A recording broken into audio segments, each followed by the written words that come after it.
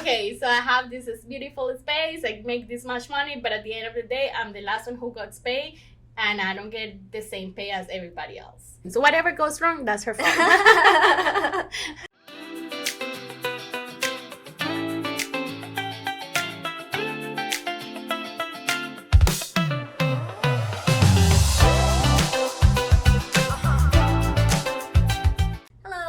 Welcome back to another episode of Glam Gossip by LLBA Podcast. I'm your host, Puja. I am the Influencer Marketing Specialist here at LLBA, and we are a lash and beauty supplier, Canadian-based lash and beauty supplier, and our goal is to help you thrive and flourish in the beauty industry. So today we have a wonderful guest today. If you follow us on social media, then our next guest will be no stranger to you. So I would like to welcome Natalia. Hey. Hi, how are you? Hi, Puja. Thank you for the invite. How are you doing? I'm great. It's so wonderful to have you today. Thank you for having me here. And this is your first podcast, right? It is. It is my first podcast, so I'm excited. I'm not nervous, but I'm excited. Yeah, actually, me and Natalia work very closely. I'm usually behind the scenes, and I help coordinate the projects here on YouTube. And if you guys follow, obviously, you should definitely subscribe to our YouTube channel. Natalia has a lot of really informative, educational content there, a lot of tutorials. So if you are like a lash artist or a brow artist, definitely you want to check out Natalia's tutorials. So basically we're just kind of creating some content for people that are starting in the industry, for new products. Maybe they want to learn something new, or they already have like the knowledge, but they just want to refresh. So yeah, we're trying to create like that community in the YouTube channel. So yeah, she's like behind the scenes. So whatever goes wrong, that's her fault. But whatever goes right, it's also my fault though. So last week, or a couple weeks ago, we interviewed Claire Hooper, and we talked about getting started in the beauty service industry. And for today's topic, we're going to dive a little bit deeper, and we're going to discuss how do you find your perfect salon space for your business. And we're going to start off with maybe actually, Natalia, you can talk to us a little bit about your background. Sure. How did you get started as a lash artist? Maybe how did you find your first salon space? Tell us a little bit more about yourself. Sure. Well, I used to be a dental assistant. I was a dental assistant for over 6 years, and then I got pregnant. And I was like in maternity leave, so I wanted to like, I'm so like, I cannot stay still, I cannot be at home mom kind of stuff. So one day one of my friends is like, oh, I'm gonna do a lash extension course. And I'm like, what the hell is that? Like, what do you mean lash extensions? And she's like, yeah, like extensions like in your hair, but in the lashes. I'm like, this is so like naive subject to me. So I was like, you know what, like, I'm like, I want to know what it is. And then I went look for like a little bit more, did some research. It's like, yeah, let's do the course. I'm going to go to Colombia to do it. I'm like, okay, yeah, I'm going to go too. And then I'm like, yeah, and then we're going to do like, I want to open a salon. So I told her, let's just open a salon and see. And then we start looking what are the like the requirements to open a salon in Canada. And they say the requirements was like at least one of the persons have to have the certificate in Canada. So then we didn't do the certificate in Colombia, we did it here. I did the course. It was like a natural thing for me, but for her, she hated it. Like she couldn't do it. Me, I did it like right away. It was super easy. Like the teacher was like, have you done this before? I'm like, never in my life. Haven't touched a lash other than my lashes, but never like a twister or anything like that. So it was like very natural. And then yeah, I just started like practicing it. Everybody that I see walking, I'm like, I need to do your lashes. So I think I did like over 20 clients, or family members, friends, and people, like just practicing. And then I just decided to open my salon. So that's kind of like my little story. Yeah. Nice. Yeah. I can't imagine you as what did you say, dental assistant? Yeah. No, me neither. God. I hate it so much. So for those who are dental assistants, they already know what I'm talking about. But yeah. I mean, no, that's a great job. But I mean, because like we are so into like beauty and fashion and, you know, makeup and stuff like that. So you definitely found your passion. Yeah. No, I was like, this is natural. It's something I love. it's something that I'm excited about it. Like I wake up happy. Working 10 hours a day is like working an hour a day for me. So it's very easy to do it, and I don't get like, oh, I'm doing a work. No, I'm actually excited. That's the dream. Yes, it is. And why don't you tell us, like, what's your setup now? Like, what kind of space do you have now? Because I know you have a few different projects that you work on. So for your beauty services, what kind of space do you have set up? So that's why we're gonna be talking about this subject today, because I kind of went through all the kind of setup everybody can go. So I first wanted to like open as something in my house, but like I have 3 kids, so I was like, no, this is not something I can do. I cannot combine my life work with my life, and then the screaming of the kids, like that was like a no for me. But like I knew friends that did it from home, and I was like, okay, maybe I can do it. I couldn't. I think I did 1 client, and that's it. Then I went, okay, I start searching for doing like lashes out of a salon, like rent a space in a hair salon, like a beauty salon. And I look, but then the options weren't what I wanted, because they were like charging me the rental fee and commission. So basically I was like, why am I gonna pay commission for something that I'm doing? You're not bringing me my clients. I shouldn't pay you commission for anything that I do. I should just pay rent. So I was like, no, this is not something I want. Then I went and I found another option that it was very new in Canada. Like the concept was completely new in Canada. So basically it was like the owner make like a very big salon, like a 52 square feet size salon, and he divided into units. So every unit is separate, own and operate. So you have your own hours, you have your own prices. You just go basically pay the space for the room, and you can go anytime. So it's kind of like having your own salon, but it's not, I guess you're not covering the over cost of like signing and permits and all those things. So it was kind of like my option. So I went through that option.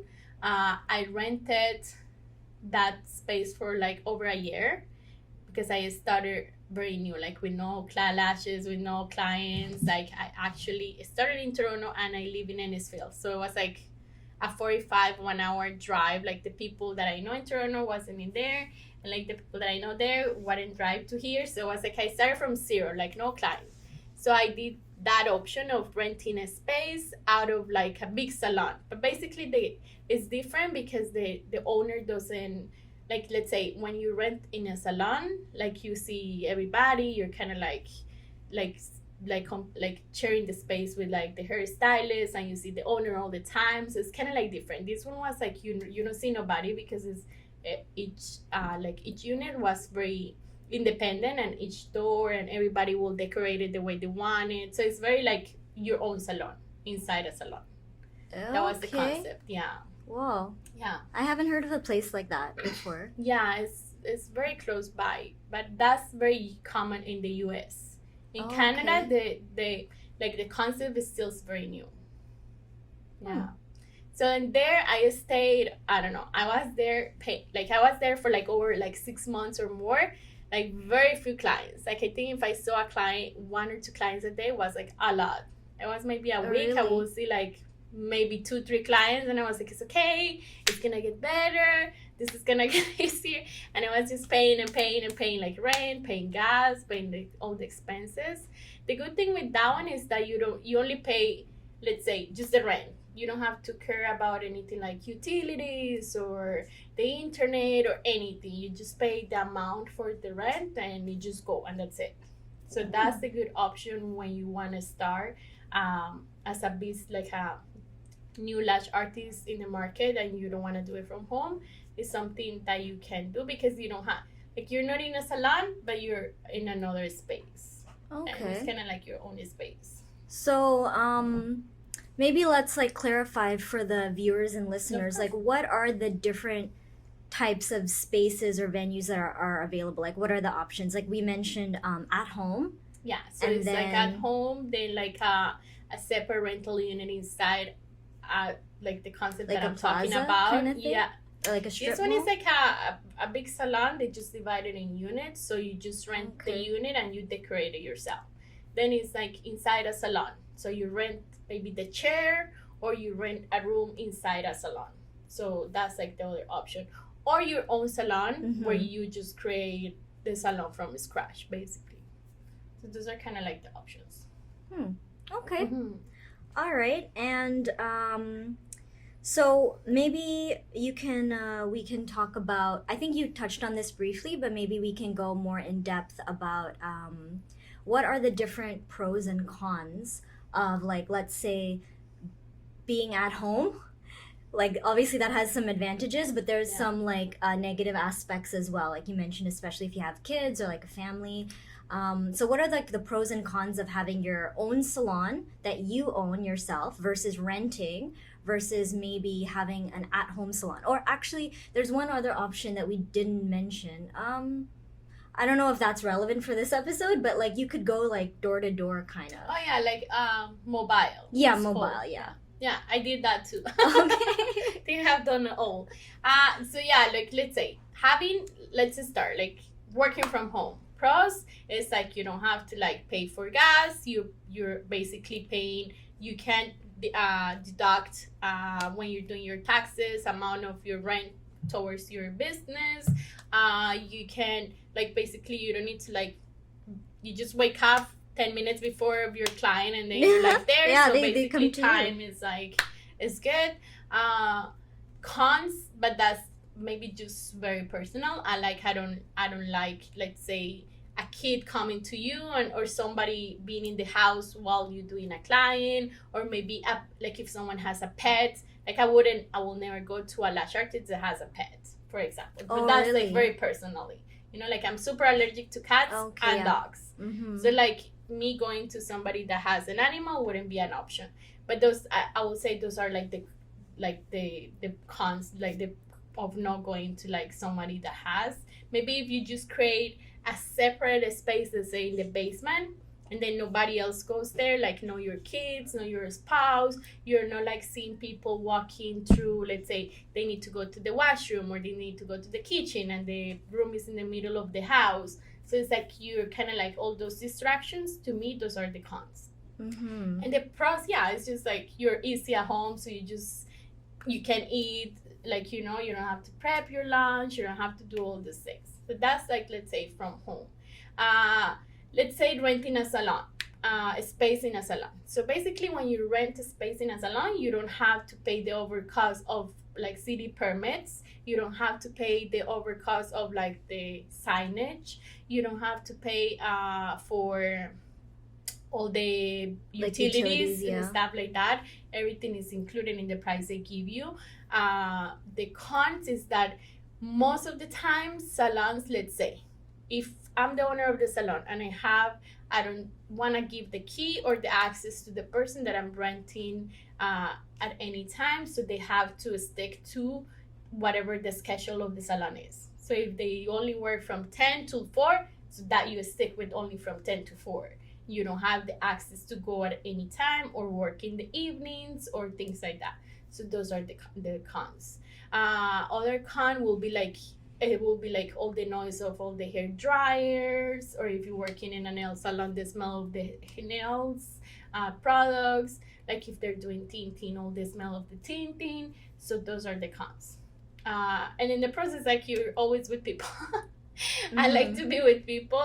That's one of the reasons too. I didn't work from home because to me it's like I need to be talking to people in between clients, kind of like see other people, say hi, you know, like have the environment. To me is like amazing. The other one, mobile.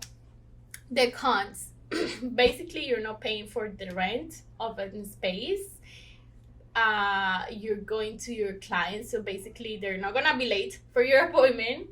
So but the cons is like you have to carry the bed, the lighting, and all the supplies, all your equipment and tools and stuff like that. And then you have to go to a place that you don't know how's the lighting, how clean the place is. What if they have pets or kids like hanging around? What if the place is not clean? So all of those things are like a con. I did it. I did mobile when COVID happened, because I have to close my salon, and I was like, oh my god, I need to do something. I cannot, not just because of the money, but because I was getting crazy at home. I cannot be at home. Like, I'm not a person to be at home. So I was like, I just called a couple of the clients that were like very old, like clients that have been forever with me, and they're like, yeah, you come, and I just charge them like, I don't know, extra $30 or $40 just to go to their home, and they were fine with it.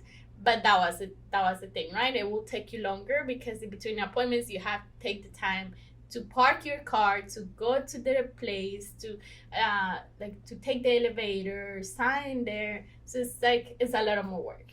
Mm-hmm. And the money, you don't make that much, because it takes you more between clients, right? And then the last one is owning your own salon. So that one has like the cons of like, well, it's your own space. You decorate it whatever you want. You have your hours like at any time. You choose your name. You can do the decoration or the signing outside, depends whatever plaza you are, and they allow you, because the signing outside, it depends by the city or by the, like, whatever the complex is, like the building, or everybody has to be the same color. But those things, kind of like you can choose them, you know, like you have the option to choose those things. You create the option to do as many services as you can, or the rooms, like you divide the space as you want it. So you basically create all the things for yourself, right? The cons is like, well, because you're paying like the rent, the like all the if you have staff, you have to pay staff. So you have to pay the staff. You have to be in charge of like supplies, have to be always there. You have to be in charge of like paying the utilities on time. Everything has to, like, at the end of the day, you're the last one who got paid. Yeah. So it's like, okay, so I have this beautiful space, I make this much money, but at the end of the day, I'm the last one who got paid, and I don't get the same pay as everybody else. Mm-hmm. So that's the cons. But like at the end of the day, it's like, it's your space. I don't know. To me, I like it. That's like my favorite one. Yeah, that's what I was thinking, because I think a lot of, especially like lash artists, brow artists, their dream is to have like their own salon, their own space where they have full control over like the branding, the decor. And I think you're also perceived as being more, professional. Maybe clients might see you as being more successful, more professional, more like trustworthy. And so you might actually gain more clients by having a proper salon space, and maybe you can even charge more at that point. I mean, I don't know, maybe you can tell me, is that like accurate?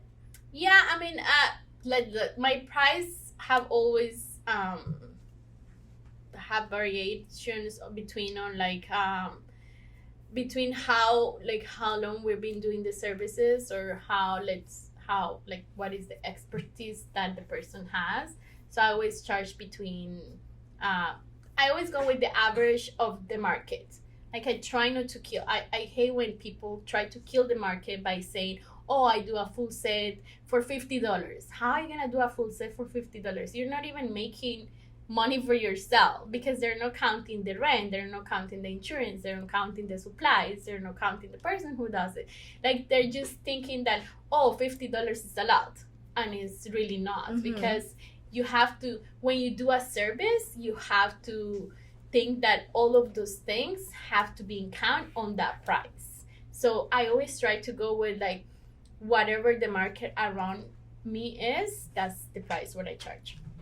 Okay. Another question I had, when you were talking about the at-home salon option, I was wondering, like, for a salon, I mean, it depends on what service you're offering, but are there any like specific or like bare minimum requirements you need if you're going to set up, like, let's say not everyone has has a basement, but I was talking to one girl who's a lash artist, and she told me she lives in a condo, and she set up her bed and everything like right in her kitchen. Oh yeah. So, So those are the cons, what do you know? like? Do you need like? Is there a bare minimum? Like, I mean, I guess she's sacrificing her privacy, but yeah, what are the bare minimum requirements? Like, do you need a space for a bed? Do you need access to a sink? Like, is it regulated or? The thing is, like in Canada, eyelashes or permanent makeup is not regulated yet. So let's say anybody can do it. You don't need a certificate. That's why we've been seeing more and more. Let's say people that come to you is like, oh, somebody did this to me, and they're like terrible, and they damaged their lashes, because we're not regulated. So basically, people can do it anywhere, and it's nobody who can go and tell them you cannot do it until, let's say, something happened, and then that person reports that person, then they can go and check on them. But like city cannot come and say, oh, what are you doing? What service are you providing? Unless you have like an actual store, you can actually need the city pass. So, but this is in Canada, and I guess this is in Toronto, like in Ontario. I don't know. I know in the States they're more regulated. In order for them to be a lash artist, they need to actually take like a very extensive course. So they're different than us. So here at home they can do it. Anybody can do it. You don't have to have any requirements. In fact, most of the people that work from home, they don't have insurance. So if something happened, for God's sakes, they're gonna be liable for that. Like that's why when you have a salon, they charge a little bit more, because we have to have insurance. Like we need to have an insurance in order for that people to be able to walk in. Just because the city asks you for it, and just for you, because if somebody just fall in front of your salon, you're responsible for that person, even though it's outside of your salon, right? So you have to have those insurance. In home, you don't have to. Unfortunately, you can do whatever, basically. But would some housing units or like housing systems, would they allow you to like bring customers or clients in for a business? I mean, some would. Because some I guess it's like a building, right? Yeah, I mean, if it's a house, obviously you can do whatever you whatever, want. yeah. But if it's a building, it kind of gets complicated a little bit. So you should probably ask, right? Check with your management. Check with the management how is like the parking and stuff like that, because again, you're like kind of like seeing a client every hour or every 2 hours. So it's like they're gonna be like, what the hell, what are you doing? Yeah. Okay, I guess you have to tell them like, listen, it's just like I'm doing some beauty services, nothing sketchy about it. But yeah, I guess you have to check with your building and see what the management says about it. Like, remember, especially here in Canada, we're like very picky with that. Maybe you can let us know about how let our viewers know, how do you know what venue option is right for you? Like, what are the things that you need to consider before deciding, okay, do I want to have my own salon? Do I want to rent a space in a salon? Do I want to do mobile? Do I want to have this at home? Like, will that decision be based on maybe your budget, or will it be based on your experience or your type of client? Or how do you determine that? Or is it your lifestyle? I did all, so I don't know. Like I did at the beginning, renting a space between a space, just because I didn't have the amount of clients. So it kind of depends on like how many clients you have, like your lifestyle, how busy you are. If you want this as a side hustle, or if you want to. Yeah, if you're gonna be like a full time, I'll always recommend either like a space or from home, or like renting your own thing. Mobile is one of the hardest. I think it's very hard on you. I don't recommend that one. It's something I do for clients. I see clients that are over, like my clients range is between 30 and 60, close to 70. So some of those people have, let's say, they had a surgery, or they have some issues like walking, or they have some difficulties or something. So they just ask me, can you please come? I'll just go with them. Like, believe me, I'm gonna charge them a lot. Like, just for me to go there, I'm gonna charge them like over $50. So, but they already know. Like, you always, like, one thing with me is like I always tell everybody at front, what am I gonna charge them? Like, even like somebody comes new and they say, oh, I need a refill, and then they say, and then I see their lashes and I'm like, this is not a refill, I have to do a full removal. I have to do a full set, and I have to do all these things. I will always tell them, like, listen, this is the things that I'm gonna do, this is how much it's gonna cost you want it or not. Because it have happened to me that they have done it to me before, and then they charge me after, and they don't tell me why they charge me for. So I don't like when they charge me for things without my consent first. So those are the things I always will recommend, like, your own space is the best one, because you're kind of like, if you have, go to your own space and see the size of the space after you have the client base, because you don't want to go to like a 3,000, 5,000 rent plus utilities. Like, it's gonna be like over 6,000, 7,000 overhead, and you only see like one client or two clients a day. Like, that's not gonna cover the cost of that salon. So I would say go small first, and as you grow, start growing with your business, because you don't want to go big and then see like, oh yeah, I have this money. Even if you have the money saved, don't spend it. Like, create that business, like that business culture, and then you understand the business a little bit more, and then you have all these clients base first, and then go big. Yeah, I agree. Like, start small with what you can afford. Even if you have the money. Grow. Like, even if your money is sitting in the bank account, don't go and expend it, because it's like, we're learning. Like, we're lash artists. We don't have any background in like business. We don't have any background in like accounting. Like, when you become a business owner, basically you have to be the accountant, the marketing, the social media, the cleaner, the supplier. Like, it's like all these things that you have to do. And then it's like, you have to learn those things as you go. It's like a baby. He's not gonna start running at 2 months. No, he needs to like go slowly, and then he start like, eventually he's gonna run. So the same thing happened with businesses. Well, that's exactly what we're doing here. So we want to help beauty professionals and, give them this knowledge that they don't normally have. They're not really taught this in because we normally don't get taught this on our courses. Yeah. And what are some resources, Natalia, that could help you find the right salon space? Like, let's say you're not doing at home. You want to, like, rent a space, or maybe purchase a salon or rent a salon. How do you go about finding it? Like, what are the tools or resources? No, I go with my realtor. A realtor, okay. Yeah, like, I go with the realtor, even if it's, like, renting or leasing or whatever you're doing. I always, like, I just want to have that person, because, like, let's say the realtor goes through the contract, and then he goes through, like, those small lines that we never thought about, like, even looking at it. We never, like, the realtor knows, it's like, oh, listen, you're renting this place, and you have this amount of parking. You never thought about, like, parking, for example. Or you never thought of, like, they have to take the garbage out.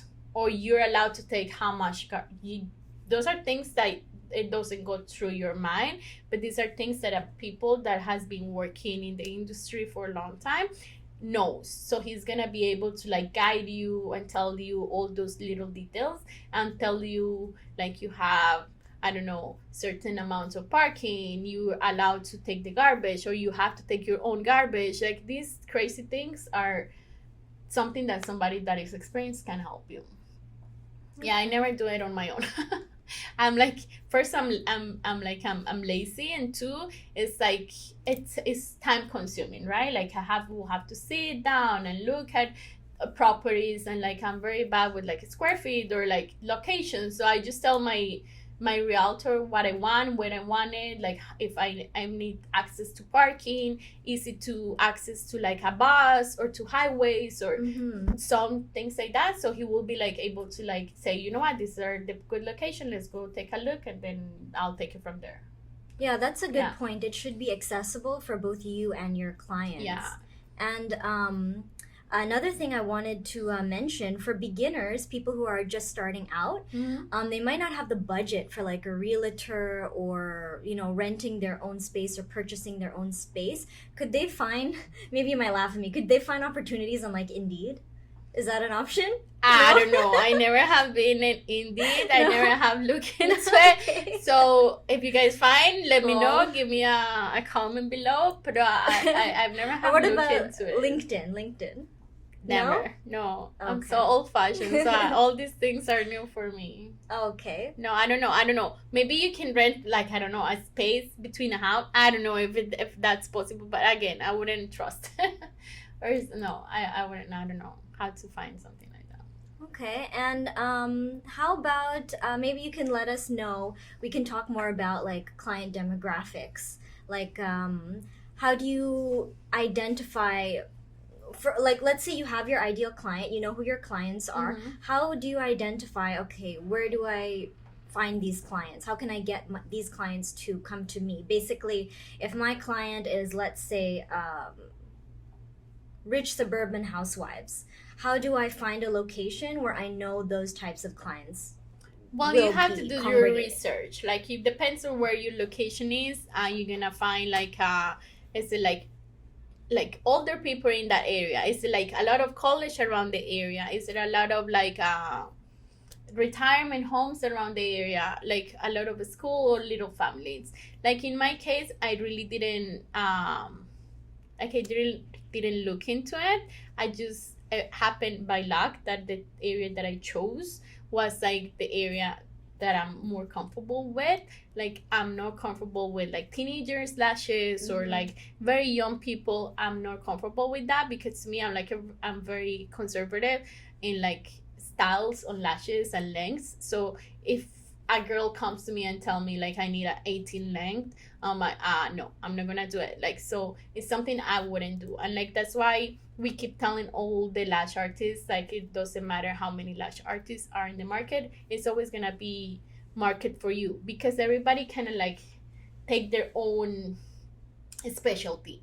Like, my specialty are like classic and hybrid. Volume, I know how to do it, but it's not something I'm comfortable with it. Like, it's not something I do every day, and I only do it for like clients that are going to big events or is something very important like their weddings, and they're only gonna wear it for like couple days, but not for like everyday wearing.